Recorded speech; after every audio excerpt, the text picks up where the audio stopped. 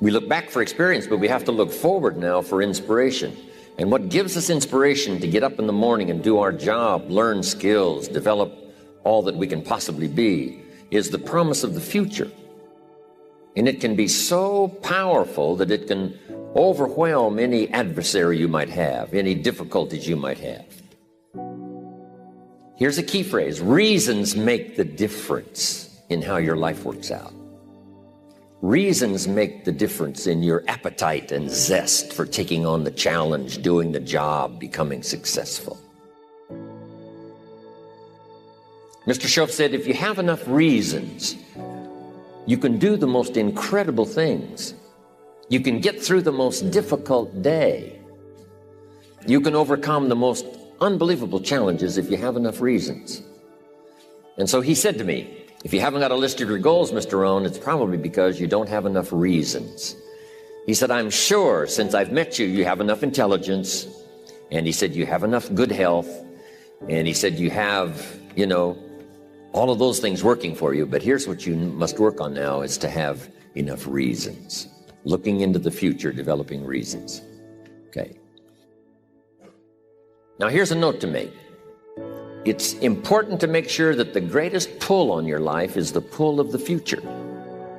Some people let the past pull them back.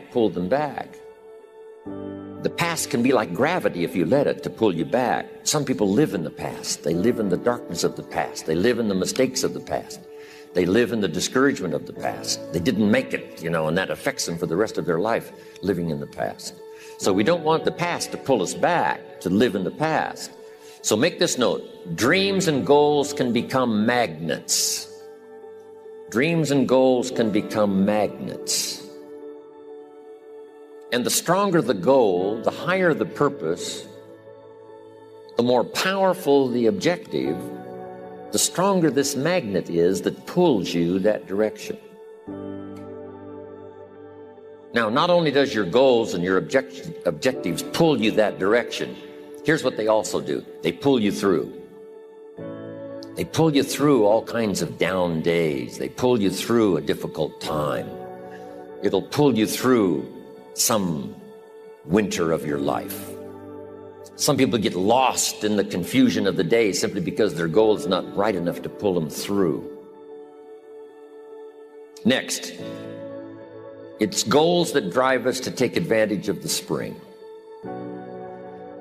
Why would the farmer put the plow in the ground in the spring if he couldn't see the vision of the harvest when the summer is finished?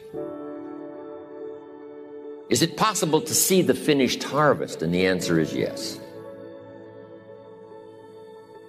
We do that simply by faith. Key phrase: faith is the ability to see things that don't yet exist. So here's what we want to do in our goal-setting session, is to start looking into the future of what you would like to accomplish, where you would like to go, the person you would like to be, and see if you can't get a better picture of the finished objective. See yourself there. See yourself in possession of. There's nothing you can do about the past, but you can do a great deal about your future. You don't have to be the same person you were yesterday. You can make changes in your life, absolutely startling changes, in a fairly short period of time. You can make changes you can't even conceive of now. If you give yourself a chance, your abilities will grow. You have untapped talents and potential that you haven't even reached for yet. And as time goes on, you'll be able to reach deeper and deeper. The first thing you'll know, you'll be able to do things you never thought you could do. You'll be able to handle things you never thought you could handle. You'll have ideas that you've never had before. All of this is sparked by the goal-setting process. When you know what you want, and you want it badly enough, the answers will come to you. I can't tell you why it works. All I know is, it works. Give yourself a chance to become all you can become and to accomplish all you can accomplish. Let me give you a Bible philosophy that teaches how to get whatever you want. Here's what it says: ask. That's it. Ask. Of all the important skills to learn in life, be sure to include the skill of asking. What does ask mean? Ask means, what do you want? And the complete formula is staggering. It says ask and you will receive. Work on your list of why. One of the big thrusts for success is to come up with a strong enough why. In leadership training, here's what we learn. If the why is powerful, the how is easy. But if the why isn't strong, if your goals aren't powerful, if the vision isn't clear, the old prophet said, without a vision, we die. Without a vision, we perish. Without a dream, we're nothing. We stayed because we were committed. We left because we were disillusioned. But we came back because we were lost. Without a dream, we are nothing. When the why gets big, powerful, strong, how seems to be so much easier. Without a strong enough why, the how seems to be too difficult almost to accomplish. Say, how do you manage your time? Hey, if you had strong and powerful enough goals, you'd figure out how to manage your time. You'd get a book on the subject. You'd do something to manage your time if it was worth it. If it's not worth it, why would you bother studying the art of managing your time if it really doesn't matter? But if it really mattered in the accomplishment of your goals and why you wish to accomplish them, see, you can do anything. You can get up any hour, read any book, take any class, make any change, develop any skill, do any discipline. You can do it all. When this how and the why, or when the why starts to grow, the how gets simple. Maybe one of your goals was to have $1 million home on the hill overlooking Snake River Valley. Okay, that'd be a good goal, $1 million home. Here's the next question. What for? What for? A house is a house is a house with bricks and wood and walls and roof. The key, yes, $1 million home, that'd be wonderful, but what for? So now jot this down. Purpose is stronger than object. The object would be the house, and that'll pull. That's a worthy goal to go for, the object of the house. But here's a stronger goal, the purpose for the $1 million home. So if you got that line, it's one of my best for the whole day. Purpose is stronger than object. It's okay to have plenty of objects to go for on your goal list. But always keep asking yourself the question, and sometimes it's good to just write it out. Here's why I want this money. Here's why I want this place. Here's why. And you start developing those reasons. And I'm telling you now, this starts to become incredibly powerful. Okay. Now, here's the next exercise. I want you to look now at the whole list that you've written and the exercises we've done. Now I want you to answer this question. What kind of person must I become to achieve all I want? Now we've got two things working. What you become helps you to achieve, and what you achieve helps you to become. And the more you become, the more you can achieve, and the more you achieve, the more you can become. Who knows which affects the other the most? Your concept of the person you think you must become to achieve what you want. This is time for a little truth here. Maybe you need to become much wiser than you are at the moment. You need to become stronger. You need to have better health. Maybe you need a little coaching to really become the person I want to become. I'm going to have some coaching. Physical coaching, spiritual coaching, developing skills coaching. To be the influence you want to be, you got to build an incredible reputation. What kind of person must I be to attract all that I want in my life and the people that I want and the opportunities that I want? Don't set your goals too low. Don't join an easy crowd.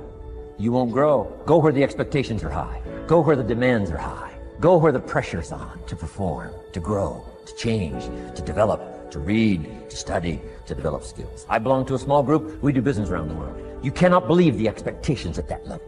What we expect of each other in terms of excellence, far beyond average, so that we can receive from the group, we can contribute to the group, something unprecedented. It's called living at the summit.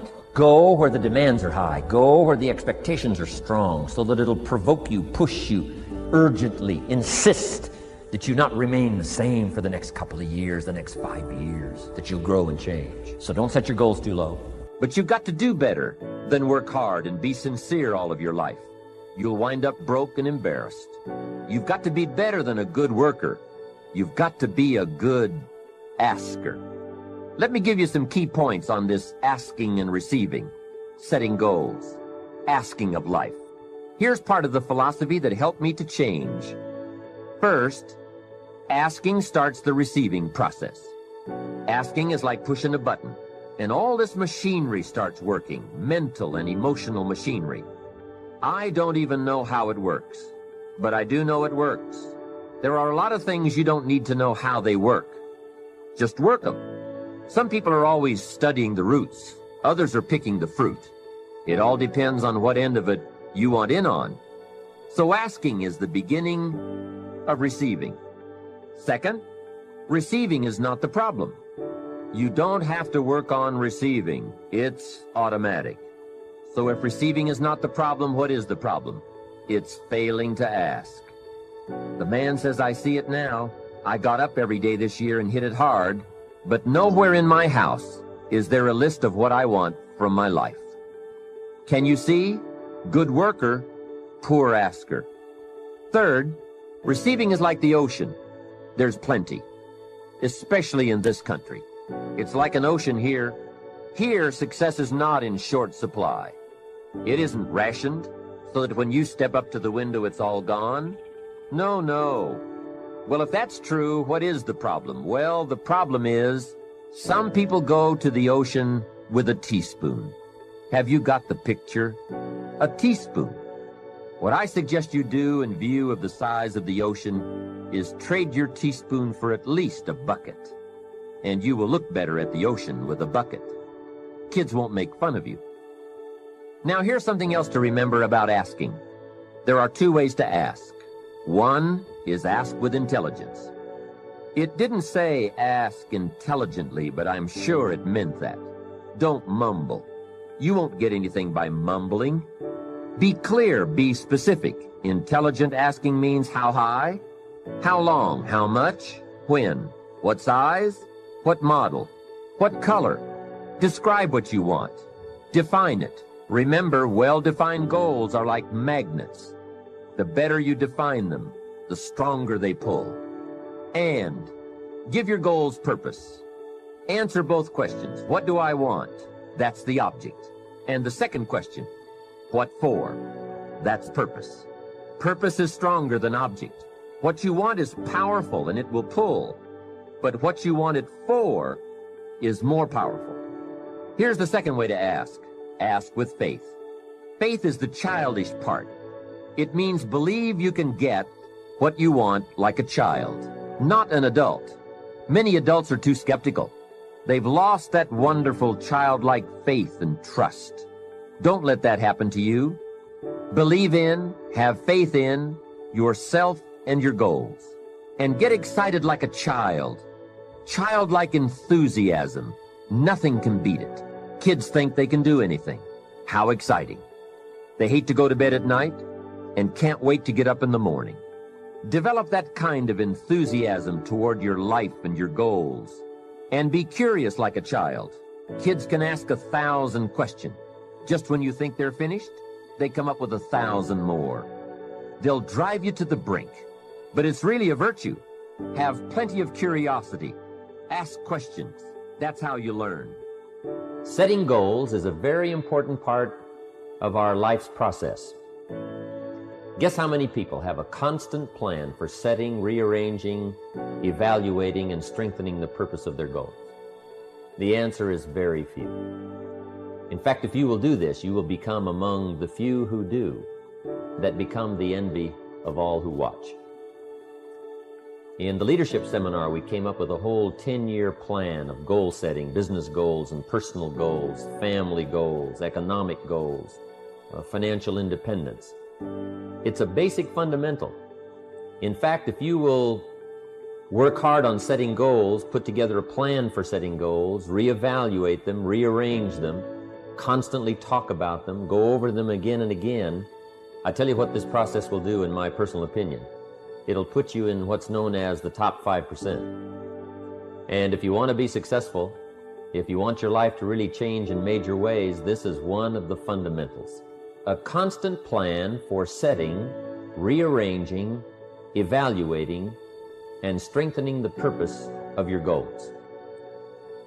We need to take a look into the future. We've got to have the future well designed. The future is called the promise.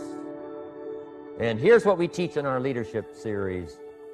The promise of the future can be an awesome force for your own future. The promise of the future, designing the future. There's two ways to face the future. One is with apprehension, and the other is with anticipation.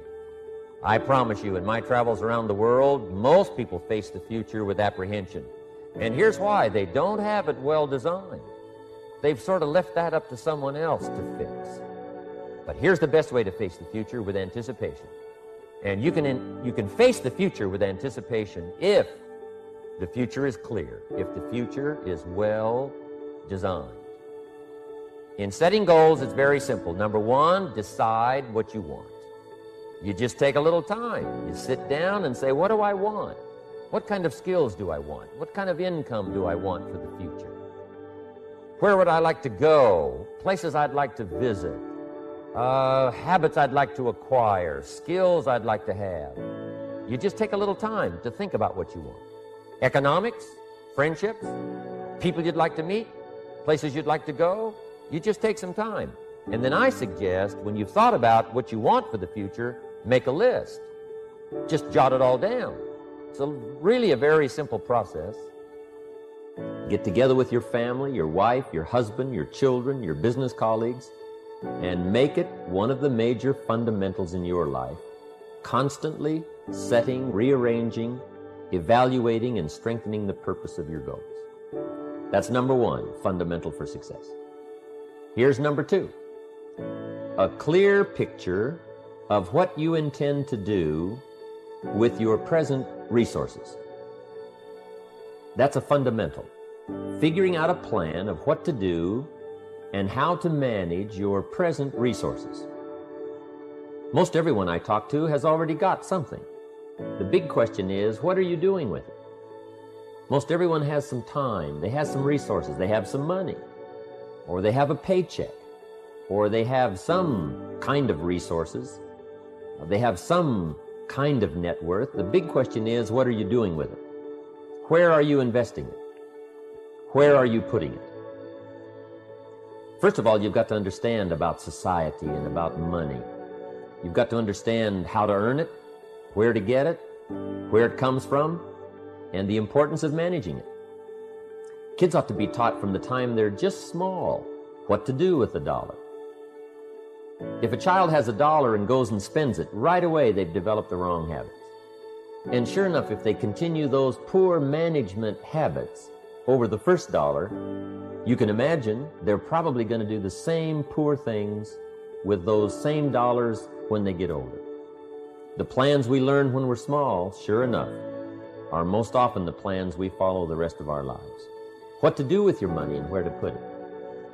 We teach in the care and feeding of the goose that lays the golden eggs. You've got to be a happy taxpayer. You've got to make sure some of your money goes into financial institutions so that successful people can borrow it and start other businesses that employ more people. You've got to make sure that you give some of your money for charity.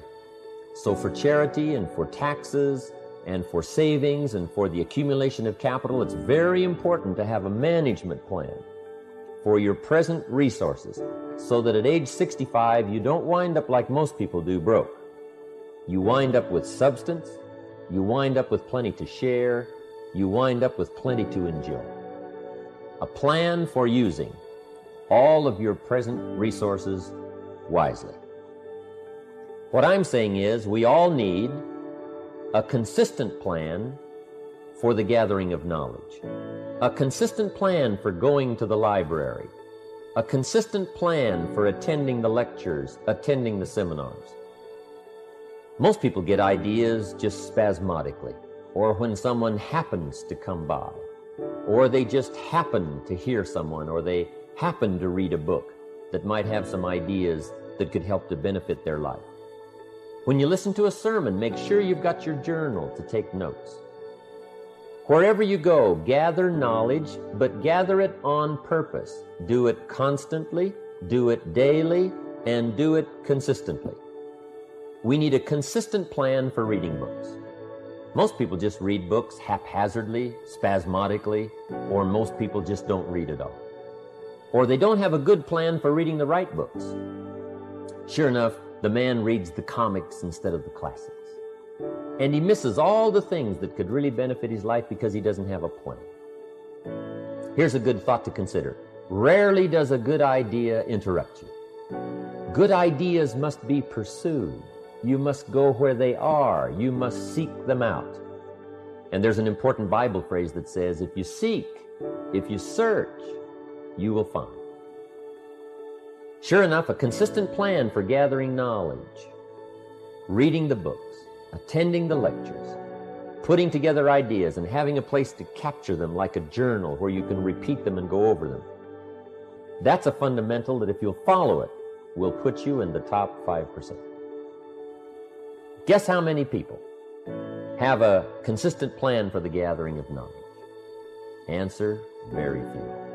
And what you want to be is one of the very few. You need a plan, a detailed plan for the use of your work time. We call it a game plan.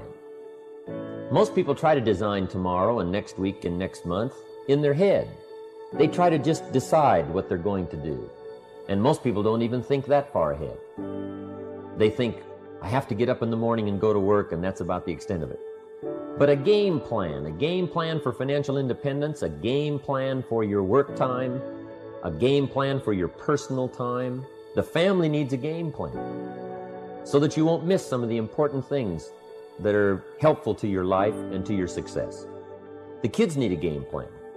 Mom needs a game plan. Dad needs a game plan. You need a business game plan. You need a game plan for your office. If you're in business, a game plan for your business.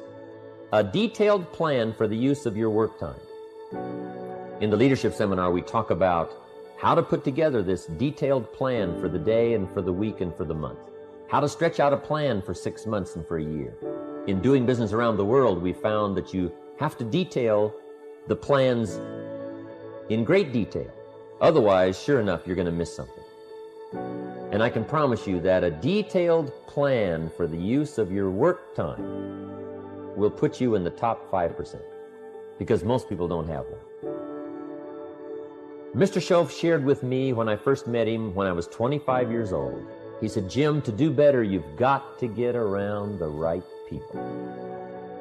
If you have a constant association of people who can better your life and better your lifestyle, you can't believe the progress that you can make. An association of people of common interest in progress, success, ideas, and philosophy. I have a good phrase for you. Never mistake the power of influence. The man says, well, I live here, but it doesn't really bother me. See, that's not true. He says, I'm around these people, but they really don't bother me. See, that's not true. Whoever you're around, whoever you're with, is exerting some kind of influence on your life.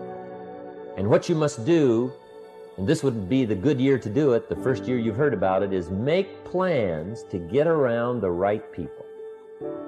People who talk positive ideas. People who talk philosophy, the refinement of philosophy. See, just the latest joke won't help. You've got to get around people who read, people who are successful, and people who are growing and changing. Otherwise, your influence is going to be in the opposite direction. And I know most of us, wherever you work, you have to be around some negative influences. But what you must do is counterbalance that